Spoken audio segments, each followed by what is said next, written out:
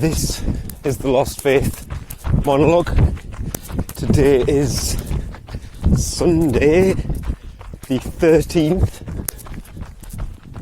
of July 2025, and episode 2 here. Lost faith in humanity. Vast majority of people are not aware of how corrupt and how inverted the system is. They quite enjoy it. It certainly would seem that way.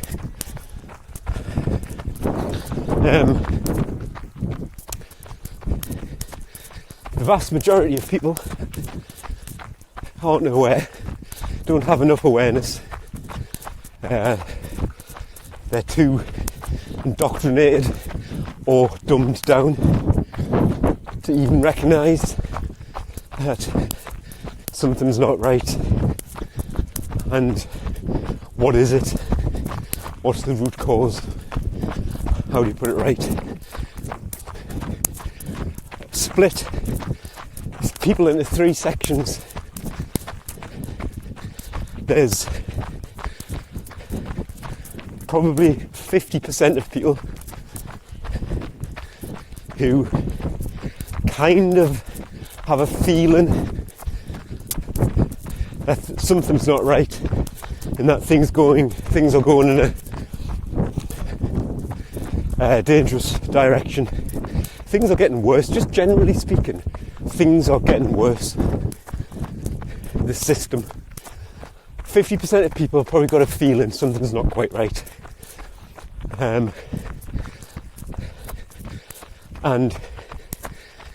But they don't do anything about it. They do nothing about it. They might talk about it in their safe little circles, but they don't do anything about it. And they just plod on. And they're probably, fairly comfortable in their life.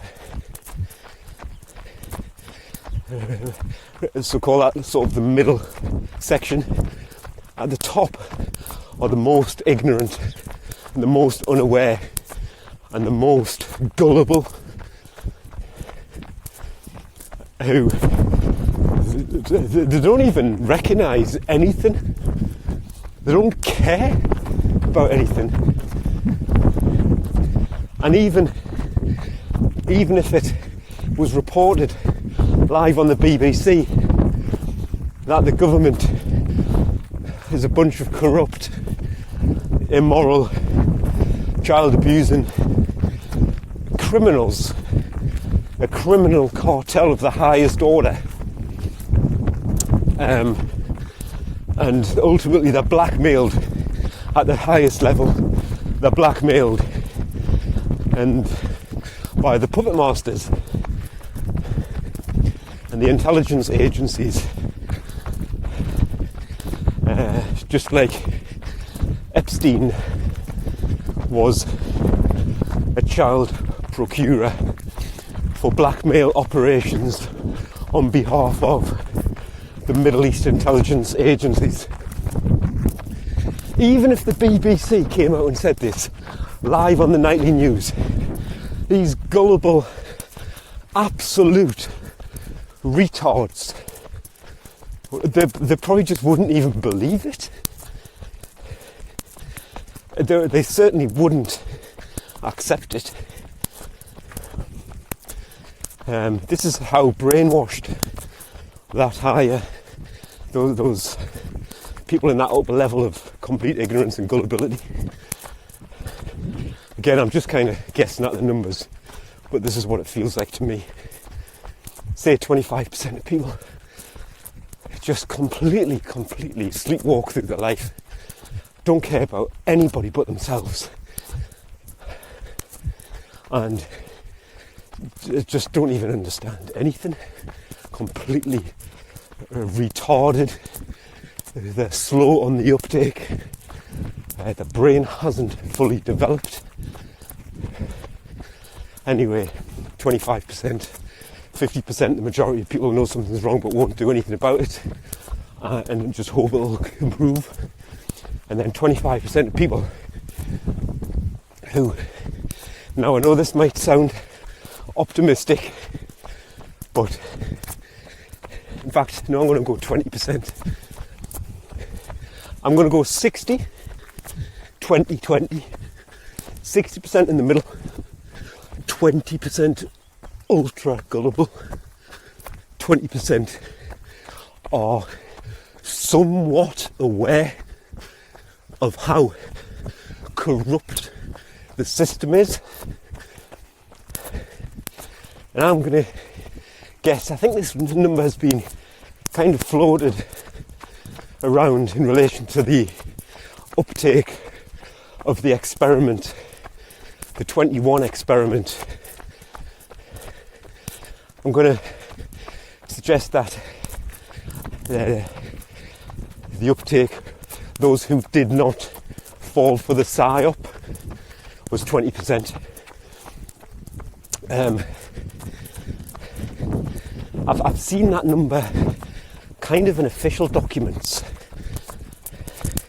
you know, like the UK Stats Agency, I can't remember what they're called, Office for National Statistics, in terms of the uptake.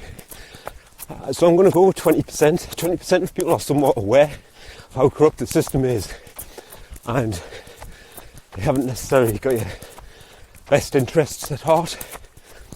But that 20%, very, very, very, very, very small number of them are fully aware of how evil the system is, how it's run by not politicians, but a network of dark occultists who stay well hidden. That's why they're occultists, because they want to even hide themselves. And this is what runs all of the operations, all of the PSYOPs. This network of dark occultists who are recruited through many different ways. Institutions, think tanks, agencies, the intelligence agencies. It's an open secret that the intelligence agencies, certainly those of the UK, MI5, MI6, use occult knowledge, and they've used that in the war against the Nazis. The Nazis were obviously a totalitarian regime who were heavily and deeply into the occult. So obviously in any war, you're going to use the same tactics or the same ammunition, same weaponry as your opposition. And this network has its fingerprints all over every PSYOP.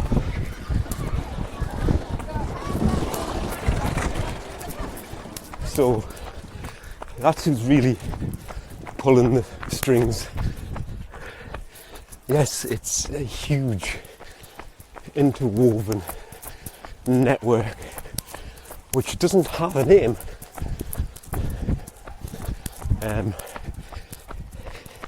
And these people are recruited from all walks of life, all men, women, all races, all classes. You are recruited based on your occult power, and can you help push through the agenda?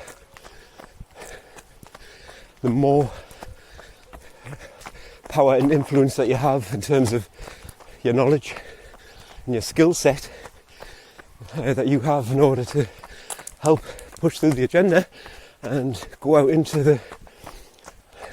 the field, so to speak, then that's what determines your rank. Not money, not colour, not privilege.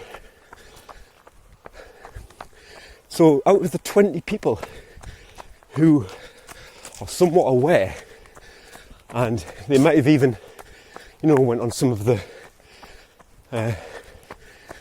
lawful assemblies, marches back during the nonsense 2020 PSYOP, as it was. That's what it was. That's what it was planned to be, and that's what it always will have been, a PSYOP. So some of these people might have even went to marches and protested, but they've since gone back to their left-right paradigm. They haven't fully awoken from their slumber. So 20% somewhat aware. The number of people who are completely detached mentally from the system, from the rigged game, rigged so you lose. You're up against a master chess player and you're still playing drafts and they've rigged it. How many of that 20% understand the evil and the level of absolute criminality, corruption and lies that props up the system? How many people are fully aware and of the occult and how that ties in? Because if you're not fully aware of all of those things, including how to spot an occult ritual, then you're not awake. You're not aware, and you're just as ignorant as that top 20% of naive, gullible baby boomers. Not a blanket statement. Not all baby boomers are naive and gullible, but I do think that is a fucked generation in the main. When you think about it, they were raised, if you can even call it that, by the silent war generation. Silent because you don't have an opinion, you don't speak your mind. Little boys and girls should be seen and not heard. No emotional validation, no actual nurturing. Sent to work at young ages, sent to war, traumatised, meek, cowardly generations. Going to war does not make you a hero. It makes you a mug, a dupe with a dog collar, because that's what you are, a dog. You bark and attack on orders. So the 20%. So quickly finish that point. Baby boomers. That's like kind of that's the oldest generation now. There's nobody, generally speaking, there's nobody left from the silent generation. So the old population now is the baby boomers. And I don't know what happened to Generation X. Probably the birth of the internet. Obviously Generation X would have jumped on it, would have been the first generation to embrace the online world and the free flow of information in an instant. And the natural curiosity of young people with this novel technology being readily available, they were able to share stories and share information and share the truth about the corrupt, immoral, psychopathic system that we live under. Well, we don't live. It's evil. We don't live. They live. We sleep. So the internet probably had a lot to do with that, and the baby boomers, they would have been, again, just generally speaking, too old to fully embrace. Not everybody, obviously, but generally speaking, too old to fully embrace the online world and computers and how to research and do anything actually useful on the internet other than look at pictures of themselves on Facebook. So I think that's what's happened to Generation X. They were on the cusp, and the internet was the Wild West. Anything was fair game, and a lot of people, obviously, his radical authoritarian mindset, people with radical authoritarianism as a mindset, they love censorship. They think they know everything, so they don't need to learn anything on the world library. So yeah, just censor it. The internet is not today what it was back when it was first launched or released to the public. It was the Wild West, like I say. Anything goes. And the baby boomers wouldn't have known how to embrace that. I don't know many, if at all. I don't know lots of people, but I've worked all of my life and I've been around computers all of my life. They don't know how to use a computer. They wouldn't even know how to turn it on. They know how to answer. They know when the God in their hand speaks, that black slab. They know when it speaks, and they give it immediate attention. Answer whatever message is in the God slab. And they know how to put absolute guff on Facebook. To be honest, Generation X aren't much better, but they are better in terms of actually being aware and knowing how to even do research and actually discover truth and what the process is to be able to determine what is true and what is false. So, baby boomers. That's why I call them the fucked generation. And this is the generation that they're going to be euthanizing soon, because they're so fucked. They're so fucked that they think that murdering someone is justifiable and can be made legal. Right? That murdering someone is never, ever right. Ever. Blanket statement. Euthanasia is soon to be made legal in the UK for terminally ill people. But it's not going to stop there. And none of these absolute morons, absolute dupes and retarded, gullible,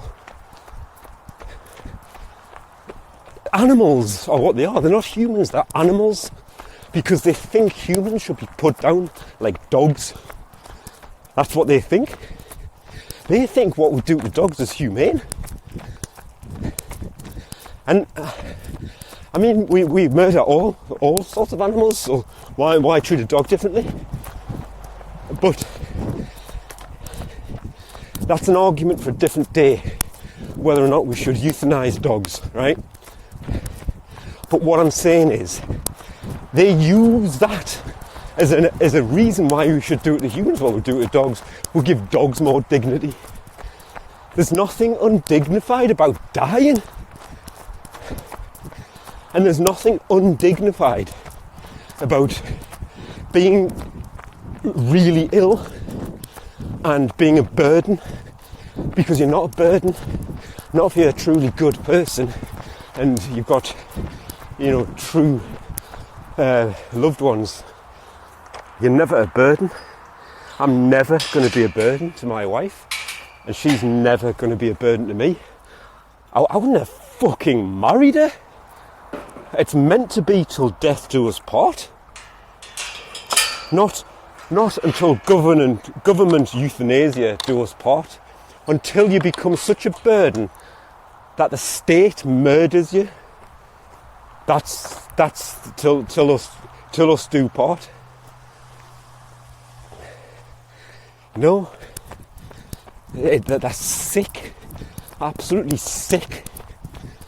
Animals. These people who think like that, it's not just the baby boomers, but a lot of them, because they're petrified little children, scared of getting ill. Well, if you're scared of getting ill, you should look after yourself more and stop going to the men in white coats. There's a reason why they wear a white coat, because you're fucking mental. And this is how they think. I've seen them like arguing on Facebook for MPs to vote this through, for their local MP having a go because their local MP voted against it. Yet they've done no research at all about how inhumane it is and how it does not remove the suffering. It can make the suffering worse. And there's many, many, many examples of how there is no dignity in being murdered by the state. And that's just the science of it, if you like. And how do you know you're removing suffering? Do you know what happens once the heart stops, once everything turns off, once the biological computer is powered down for the final time? Do you know what happens, do you? No, you don't, because you're an atheist. You're an atheist, nihilistic, selfish prick. Because you cannot destroy energy. The energy which gifted you your life. That energy doesn't get destroyed. It goes somewhere. You absolute numpties. And how do you know when somebody's not ready, they haven't fully accepted that it's their time? How do you know that when the power down for the final time, how do you know that that's suffering because they're not ready? Locks them. How do you know it doesn't lock them in to some sort of lobby? And not until they're fully ready. And they'll just go when they're ready. The ego is the last to go. When I've watched my mum be euthanized, I've seen it firsthand, right? Seen it. It's called the Liverpool Care Pathway, end of life protocols. I've seen my mother was murdered by the state. I didn't realise it at the time, but when I learned of this, I saw it for what it was. And believe me, there was no dignity. So they're clapping for their own demise, voting, the turkeys voting for Christmas, and they don't realise that once the foot's in the door, the euthanasia door, once the foot is through, it's going to come down and down and down to people with debilitating diseases, of whatever age, people with disabilities, whatever age, and people with mental health issues of any age. I think I might have mentioned this in the last one, but I can't get this out of my system enough. How many people are going to be mass murdered as a result of these numpties and their support for legal murder? So that's the 20% numpties. Absolute gullible retards, selfish. Now out of the 20% who are somewhat aware, how many of them are truly awake and truly aware? I would say 1%. 1%. How many times have I heard this? There are some good policemen. I heard Sonia Poulton say that recently. She thinks she's awake. You're not awake, pet, if you think there are good policemen. Blanket statement, there are no good policemen. There might be policemen, right, who, when they're off duty, might do nice things. They might be family people, and they might be meek, agreeable, and have a nice exterior, so to speak. But working, being a thug for the satanic inverted system, enforcing those complete immoral rules and removing people's rights week by week, and using threats, enforcing compliance through threats of violence and coercion. You're the henchman. You tell me, Sonia, which one of those are good and which ones are evil? How do you separate them? Oh, well, please, some do try to keep us safe. Keep us safe from what? They should be keeping us safe from tyranny. They should be standing down. That would be a good policeman. No, we're going to have a revolution within the force. So that would be a good policeman. There are no good policemen. There might be some who leave. Yeah. They might be good ex-policemen. So which ones are good, Sonia? And they keep us safe. No, they don't keep us safe, because there is no police. I generally don't see police. I mean, I live rurally, but I work in the city. I generally don't see police. Who's keeping us safe, Sonia? Who's keeping us safe? You're a fucking idiot. You're a total fucking idiot. You can destroy everything good that you've done in terms of being a journalist. You can destroy it all with that one statement, because you do not get it. This is how we beat the system. if we are truly going to beat the system, we've got to stop doing jobs which aid the system. And that's the first one that people need to remove themselves from doing. So anyway, 1% I would say, 1% of people. So we've gone from 20% of somewhat aware to 1% are truly awake. Now out of that 1%, how many, so these would be people who've done lots of research and understand the occult aspects. How many people, 1%, how many of those people know what to do, actually know what the solution is and what to do? I'm going to say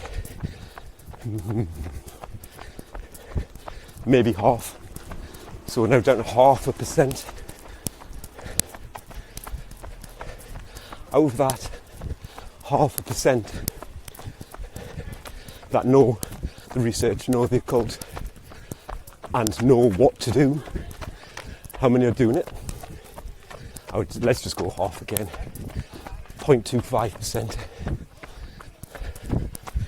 0.25% of people are fully aware, know what's going on, know what the solution is, know what to do, and are doing it, actually got some skin in the game, and actually out there on the battlefield, taking the hits, and actually trying to make people aware and get everybody who's aware to fucking do something. This is it. This is all you need to do. Pick up your phone and fucking talk into it. That's it. It's not difficult. Am I anything special? No, I'm just angry. It's a appropriate human emotion for having to live in a slave system. And I'm not angry with these sociopathic freaks who hate the Creator so much and hate the natural laws that govern their behaviours. They hate nature so much. Again, remember, it's a satanic mindset. Atheists, they think they're God, they want to be God. They hate being confined to natural laws, morality, because they just want to rule and control, like all psychopaths do. They're absolute freaks, and the best way they can get their freak show in full operation is to social engineer fucking retards, the boots on the ground, ignorant masses, is to socially engineer them to develop the same mindset, and then it's done for them because they've already got the mindset. That's all you need. If you want to create the conditions that you want to live in, you create the mindset, and if you can get the whole world to do that, then they will willingly create the conditions for you. It's as simple as that. That's how easy it is to control people and to create the conditions that you seek. And this freak show, these freaks who think like that, i.e. the ones pulling the strings, they They hate nature so much. They absolutely hate it. They see it as a prison because they don't want to have any rules. You see this in the elite class. You see it, people, you know, the left-brained, materialistic, dog-eat-dog, tycoon type people, all the way down to just, you know, the sort of like upper middle class, or sometimes even just middle class people. They're so left-brained and sociopathic, atheistic. They don't want to live by anybody's rules either, because they're so arrogant. So they don't want to live by the rules of natural law. So what they want to do, they want to become... So they see it as a prison. They actually see the world as a prison. You know, they're born into this, and they hate it. They absolutely hate it. That's why they need so much power, control, and wealth and greed to actually enjoy any of it. That's why they, you know, ultimately, when they obtain that, they want to live forever. Psychopaths like Peter Thiel, who injects himself with teenage blood, sick. You know, obviously he's not in control of anything. He's just another puppet. But what I'm saying is, when they acquire all of this wealth, they can't bear to think about dying. But you know, the people at the top, and the people who are ultimately pulling the strings, the network, they see this place as a prison. So, you know, what's the phrase? It's better to rule in hell than serve in heaven, I think is the kind of the religious phrase. But it's relevant, it's appropriate. They want to rule in hell. This is hell to them. Having laws that they have to abide by, because they know they can't escape the natural laws. They're impossible, immutable. So they know that. So they want to just be the rulers of this place. It's like hell for them, having to abide by some sort of higher intelligence and the laws that this higher intelligence has encoded into this reality. They hate that, so they just want to rule. It's like, if you're going to be in prison, you may as well run the place. It's that mentality. So I don't have any anger towards these people. They're not ignorant, put it that way. They have an understanding of how this place works. They have all of the knowledge in that respect, all of the hidden knowledge. And, you know, they are ultimately master manipulators and master psychologists. Yeah, respect. My anger is towards the numpties who carry out the behaviours which perpetuate this slavery system. That's where my anger is. We do it to ourselves.